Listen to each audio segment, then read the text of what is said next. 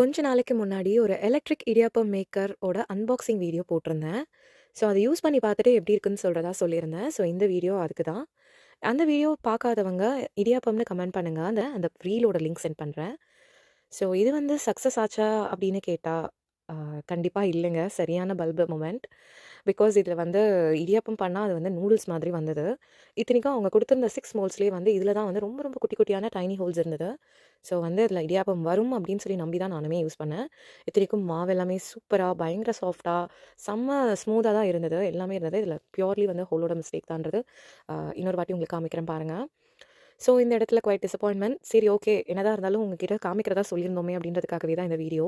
நீங்க யாராவது அந்த வீடியோ பார்த்துட்டு வாங்குறதா பிளான் பண்ணியிருந்தீங்க அப்படின்னா, வாங்குறதுக்கு முன்னாடி யோசிச்சுக்கங்க. பிகாஸ் இது நீங்க வாங்கலாம். ஆனா அது இடியாப்பம்க்காக வாங்கக்கூடாது.